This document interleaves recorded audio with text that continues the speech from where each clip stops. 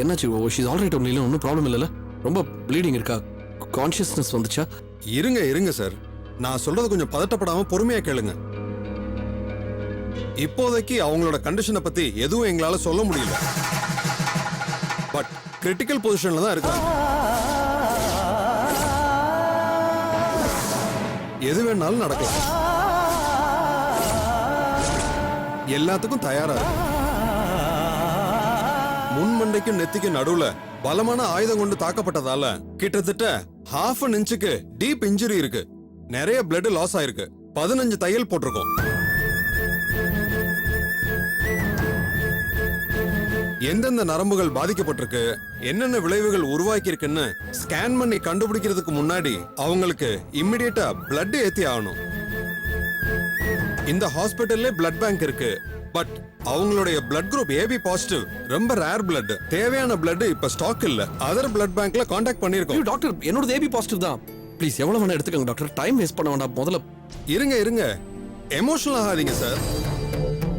அவங்களுக்கு தேவைப்படுற பிளட் 2 அல்லது 3 யூனிட்டுக்குள்ள தான் இருக்கும். இப்போ 1 யூனிட் நீங்க கொடுக்கலாம். அப்புறம் 4 hours கழிச்சு தேவைப்படுற மீதி பிளட் நீங்க கொடுத்தா போதும். பட் பிளட் கொடுக்கும்போது நீங்க இவ்வளவு எமோஷனலாவும் டென்ஷனாவும் இருக்கக்கூடாது. அது உங்களுக்கு மட்டும் இல்ல, அவங்களுக்கும் ஆபத்து. அதனால ஒரு 2 minutes உங்க மனசை ஒருநிலைப்படுத்தி நிதானத்துக்கு கொண்டு வந்து அதுக்கப்புறம் உள்ள வாங்க. ஓகே?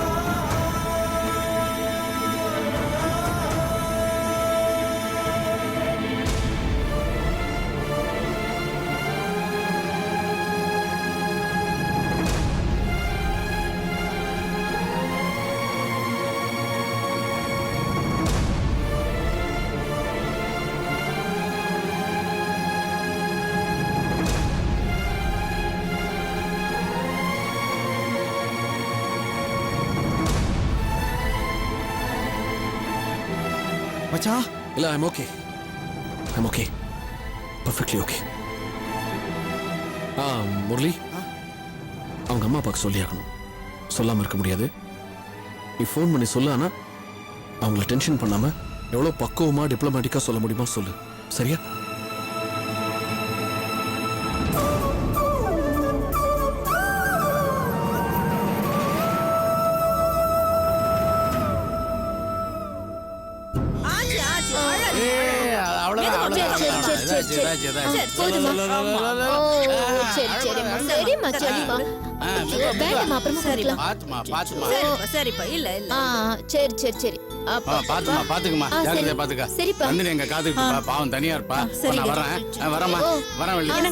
சாப்பிட்டு போயிடுங்களேன். அப்படியே நந்தினிக்கு கொஞ்சம் சாப்பாடு. அதெல்லாம் ஒண்ணு வேண்டாம். இப்ப ரொம்ப நேரம் ஆயிடுச்சு. நந்தினி காத்துட்டு இருப்பா. அவளுக்கு நான் போன் பண்ணி ஏதாவது குழம்பு விழுந்து வச்சுக்க சொல்றேன். இல்லன்னா போற வழியில மாவு வாங்கிட்டு போயிடுறேன். 2 தோசை போட்டு சாப்பிடுமா. அது ஒண்ணும் பெரிய பிரச்சனை இல்ல. அப்புறம் காலையில நீ நேரா அங்க வந்துருவியா? இல்ல நான் வந்து கூட்டிட்டு போறேன். வேணாங்க, நானே நேரா அங்க வந்துறேன். சரி, அப்ப நான் புறப்படுறேன். அம்மா மாலதி, நான் வரேம்மா. சரிப்பா. யார் இந்த நேரத்துல? முரளி தம்பி தான் போன் பண்றாரு. ஹலோ, சொல்லுங்க தம்பி. சார், அது வந்து என்ன தம்பி, உங்க குரல் ஒரு மாதிரியா இருக்கு. என்ன விஷயம் சொல்லுங்க தம்பி. அது வந்து சார், எப்படி சொல்றதுன்னு தெரியல. நம்ம நந்தினி ஹாஸ்பிட்டல் சேர்த்திருக்கோம் சார். என்னப்பா சொல்ற? நந்தினியா ஹாஸ்பிட்டல் சேர்த்திருக்காங்களா? என்ன ஆச்சு? நான் இப்பதான் அங்க இருந்து வந்தேன். வயித்துல ஏதாவது வலி இல்ல வந்து அதனால அங்க சேர்த்திருக்காங்களா? என்ன விஷயம்? என்ன சொல்லுங்க தம்பி. சொல்லுங்க தம்பி. தம்பி, உங்களை தான் கேட்டுட்டு இருக்கேன். பதில் சொல்லுங்க தம்பி. ஐயோ, அதெல்லாம் ஒண்ணு இல்ல சார். இது வேற. வேற வேற வேற என்ன வேற என்னாச்சு சொல்லுங்க, என்னாச்சுப்பா சொல்லுங்க, என்னாச்சு அவளுக்கு? சார் எங்ககிட்ட வேலை செஞ்ச மேஸ்திரி ஒருத்தன் இப்பதான் கொஞ்ச நாள் முன்னாடி ஒரு சின்ன பிரச்சனை நடந்தது. அவன் அந்த பிரச்சனையை மனசுல வச்சுக்கிட்டு விஸ்வாவை கொலை பண்றதுக்காக அவங்க அடியாளுங்களோட சேர்ந்து அடிக்க வந்திருக்கான். ஐயோ, இந்த விஷயத்தை கேள்விப்பட்ட நந்தினி அவனை காப்பாத்துறதுக்காக போயிருக்காங்க. அப்போ குறுக்க வரும்போது அந்த அடி அவங்க தலையில பட்டுச்சு சார். ஐயோ, என்னப்பா என்னப்பா என்னப்பா சொல்ற? இப்ப என்னாச்சு? இப்போ அவங்க கொஞ்சம் கிரிட்டிக்கல் கண்டிஷன்ல இருக்காங்கன்னு டாக்டர் சொல்றாங்க. ஐயோ, என்னப்பா என்னப்பா முரளி இப்படி சொல்ற? இருமா மாப்பிள்ளை வேலை செய்யற இடத்துல அந்த மேஸ்திரியை விட்டு ஆளு வச்சு மாப்பிள்ளைய அடிக்க முயற்சிக்கும் போது அப்ப நந்தினி குறுக்க போய் அவ தலையில அடிச்சு நந்தினி இப்ப உயிருக்கு போராடிக்கிட்டு ஆஸ்பத்திரியில இருக்காளாமா. இருமா இப்ப எந்த ஆஸ்பத்திரியில இருக்கா சொல்லுங்க தம்பி. Baba hospital sir. இதான் வந்துடுறப்பா, கொஞ்ச நேரத்துல வந்துடுறப்பா, இப்பயே வந்துடுறப்பா, வரேன். சரிங்க சார். ஐயோ ஆண்டவனே, நமக்கு ஏன் இப்படி எல்லாம் சோதனை வருதுன்னு தெரியலையே. மாலதி, நீ சீக்கிரம் போய் குழந்தை எடுத்துட்டு வா. நீ போ, நீ கூட்டு எடுத்துட்டு வா, வீட்டை கூட்டிட்டு போறோம். ஐயோ ஆண்டவா, ஏன் இப்படி எங்களுக்கு சோதனை மேல சோதனையா கொடுக்குற? நான் என்ன பண்ணுவேன்? கடவுளே கடவுளே கடவுளே.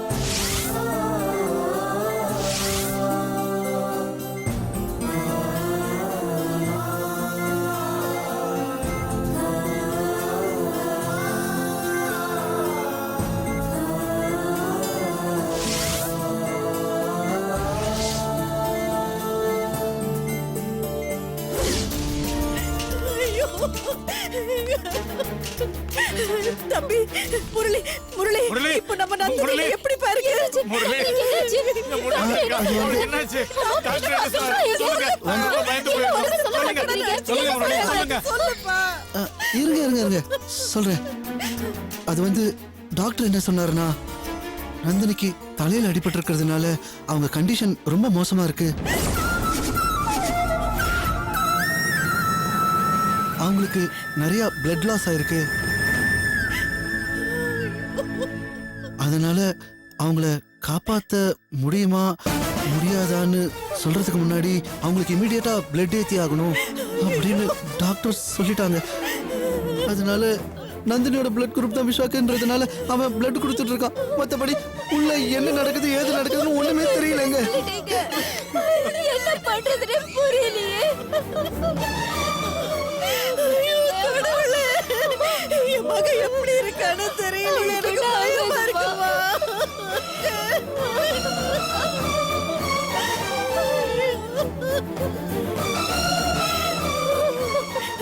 விஸ்வா எப்படி இருக்க நந்தினி? ஏதாவது பேசுறாளா? நந்தினி எப்படி இருக்கா? விஸ்வா, முரளி என்னென்னமோ சொல்றாரு. எங்களுக்கு ரொம்ப பயமா இருக்கு. ஏதாவது பேசுங்க. சொல்லுங்க விஸ்வா, நீ இப்படி அமைதியா இருக்கீங்க. நந்தினி எப்படி இருக்கா? மாப்பிள, என் பொண்ணு இப்ப எப்படி இருக்கா மாப்பிள? சொல்லுங்க மாப்பிள. நீங்களும் வாயை மூடிட்டு எனக்கு என்ன நினைக்கிறது? சொல்லுங்க மாப்பிள்ளை. எனக்கே தெரியல. டாக்டர், டாக்டர், ஏதாவது என் பொண்ணு எப்படி இருக்கா? நந்தினி எப்படி இருக்கா? இருங்க. உங்க மனநிலை எனக்கு புரியுது. பட் இன்னும் என்னால எதுவும் சொல்ல முடியல. இப்போதைக்கு என்னால சொல்ல முடிஞ்ச ஒரே விஷயம், ஸ்கேன் எடுத்து பார்த்ததுல அவங்க வயித்துல வளர்ற குழந்தைக்கு எந்த ஆபத்தும் இல்லை.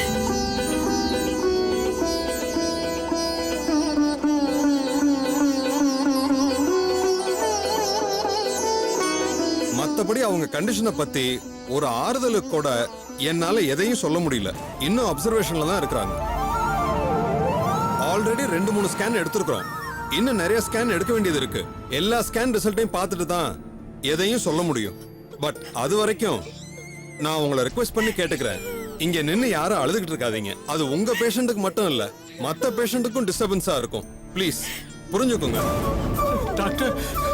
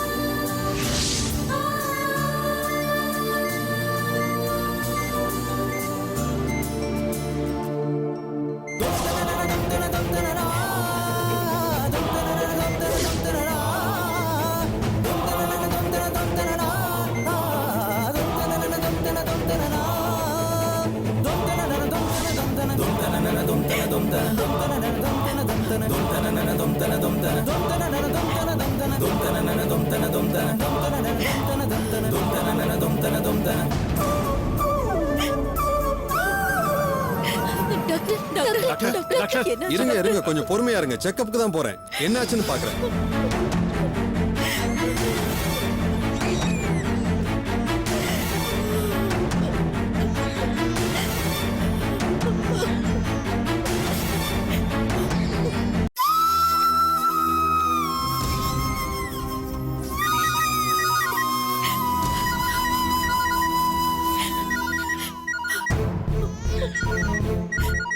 அம்மாடா.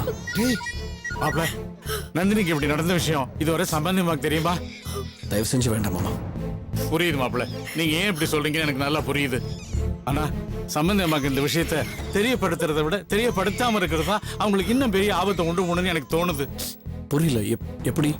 ஆமா மாப்ள, சம்பந்தம்மா நந்தினிய புரிஞ்சுக்காம அவளுக்கு பெரிய கஷ்டத்தை கொடுத்ததை புரிஞ்சுக்கிட்ட அடுத்த நிமிஷமே அவங்க படுத்த படுக்கையே ஆயிட்டாங்க.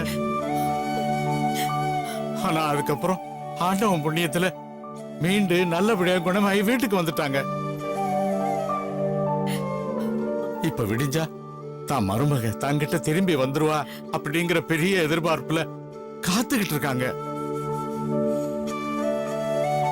விடிஞ்சதும் நந்தினி அங்க வரலன்னா நம்ம எல்லாரும் சேர்ந்து என்ன சொல்லி சமாளிச்சாலும் சரி, தான் மருமகளை தான் கண்ணால பாக்குற வரைக்கும் நாம சொல்ற எதையும் அவங்க நம்ப மாட்டாங்கிறத விட பெரிய குழப்பத்துக்கும் பதட்டத்துக்கும் ஆளாயிடுவாங்க. அப்படி ஏதாவது ஆயிட்டா அவங்க நிலைமை என்ன ஆகுங்கிறத நான் சொல்ல வேண்டியதில்லை உங்களுக்கு. அதனால இன்னும் கொஞ்ச நேரத்துல விடிஞ்சிரும் மாப்பிள்ள. நீங்க நேர சம்பந்தியம்மா கிட்ட போய் விஷயத்தெல்லாம் பக்குவமா எடுத்து சொல்லி அவங்களை இங்க கூட்டிட்டு வந்துருங்க மாப்பிள்ள. நம்ம எல்லாருமா சேர்ந்து அவங்கள ஆறுதல் படுத்திடலாம். அவங்க அங்க தனியா இருக்கிறது ரொம்ப தப்பு மாப்பிள்ள, தப்பு. என்னடா பாக்குற? சார் சொல்றதுதான் சரின்னு எனக்கும் தோணுது. நந்தினியோட நல்ல மனசுக்கு அவங்களுக்கு எதுவும் ஆகாது. நீ உடனே போய் அம்மா கூட்டிட்டு வந்துடுறா. போடா. ஆமா மாப்பிள்ள, நீங்க போயிட்டு வாங்க மாப்பிள்ள. நந்தினியை நாங்க பாத்துக்கிறோம், நீங்க எதுக்கும் கவலைப்படாதீங்க. நீங்க போய் அம்மாவை கூட்டிட்டு வந்துருங்க, அது போதும். சொன்ன கேள்வி மச்சான், போடா.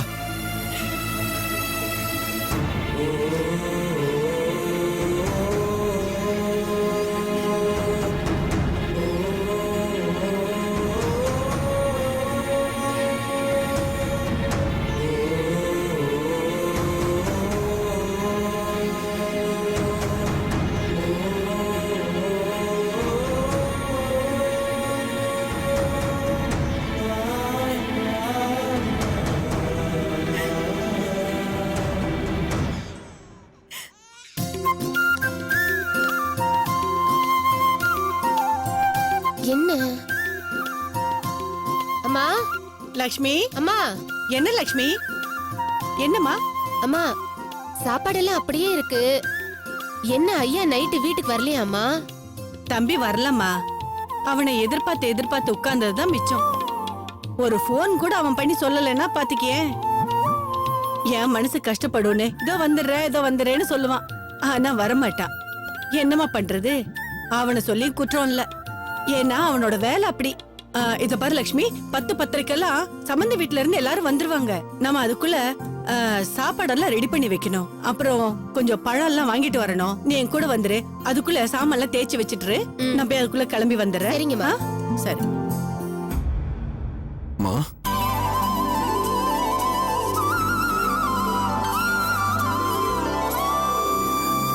விஸ்வா,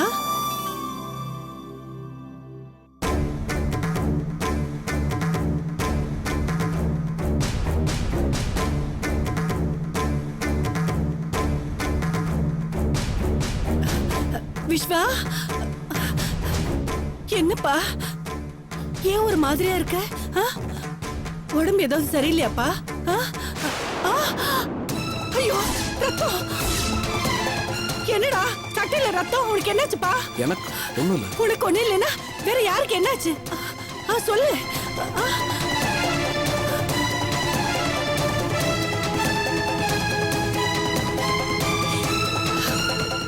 விஸ்வா, எனக்கு பயமா இருக்கு. என்னாச்சுன்னு சொல்லு. மா பதறாதம்மா. முதல்ல நீ டென்ஷன் ஆகக்கூடாது. ஒன்றும் இல்லை. இங்க பாரு, நான் சொல்றத முதல்ல பதறாம டென்ஷன் ஆகாம கேட்கணும். புரியுதா? ஒன்றும் இல்லை.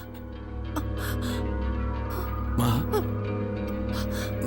சொல்லுப்பா. நந்தினி ஒரு சின்ன ஆக்சிடென்ட் மா.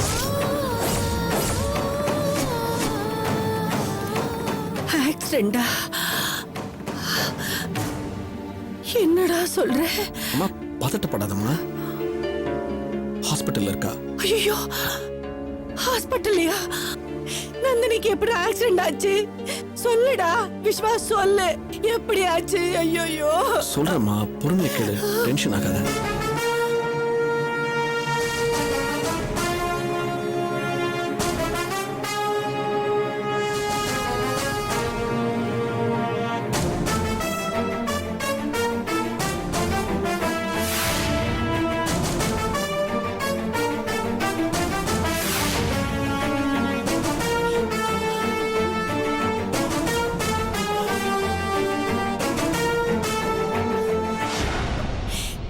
இல்ல இல்ல, என் நந்தினிக்கு அப்படி ஒண்ணாகாது.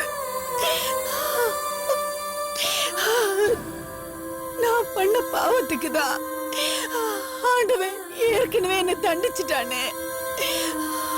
அப்படி இருக்கும்போது என் மருமகளை எப்படி பழி வாங்குவா? ஒருவேளை இந்த பாவியோட உயிரை காப்பாத்தின பாவத்துக்கு ஆண்டவன் அவன் உயிரோட விளையாடுறாடா. அப்படி ஒண்ணு நடக்காது. நடக்க விட மாட்டேன். நடக்க விட மாட்டேன். வேணும்னா ஆண்டவன் என் உயிரை எடுத்துட்டு போட்டோம். என் மருமக வாழணும். என் மருமக வாழணும். ப்ளீஸ் மா. நீ இப்படி எமோஷனா வந்தா இத்தனை நேரமா அதை மறைச்சு வச்சேன். நானே இதை உங்ககிட்ட எப்படி சொல்றதுன்னு தெரியாம குழம்பி தயங்கி தடுமாறி சொல்லிக்கிட்டு இருக்கேம்மா. தயவு செஞ்சு எமோஷனல் ஆகாத. எவ்வளவு பெரிய டேஞ்சர்ல இருந்து உன்னை காப்பாத்திருக்கோன்னு தெரியுமா உனக்கு? இது பாரு, நந்தினிக்கு ஒண்ணும் ஆகாது. ஆண்டவன் ஒருத்தன் இருக்கா. அவன் கண்டிப்பா நந்தினியை காப்பாத்துவான். அப்பா இருக்காருமா. தைரியமா இரு. புரியுதா? வா, ஹாஸ்பிட்டல் போலாம். ஹாஸ்பிட்டலுக்கா? இல்ல, நான் வரமாட்டேன். என் மருமகளை நான் அந்த கோலத்துல பார்க்க விரும்பல. என் மருமகளோட சிரிச்ச முகம் என் மனசு முழுக்க நிறைஞ்சிருக்கு. அப்படி அவ சிரிச்சுக்கிட்டு உன்னோட ஜோடிய நின்னு உங்க 2 பேரையும் ஆரத்தி எடுத்து சந்தோஷமா வீட்டுக்குள்ள வர வைக்கணும்னு நான் ஆசையா இருந்தேன். என் ஆசை கண்டிப்பா நிறைவேறும். அப்படி ஒரு நிலைமைக்கு ஆண்டவ கொண்டு வர வரைக்கும் நான் அவளை பார்க்க மாட்டேன். விஸ்வா, நீ போடா.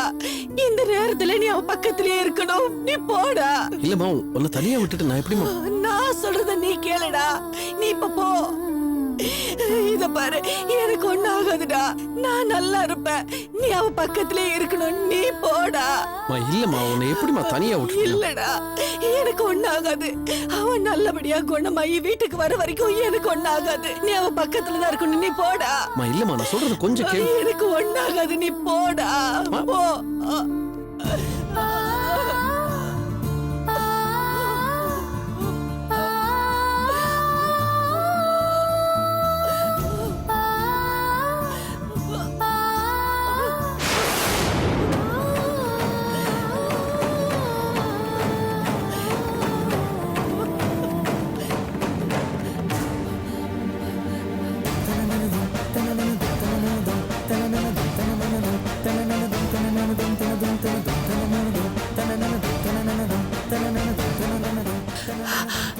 அவளுக்கு ஒண்ணாகாது. அவ நல்லா இருப்பா.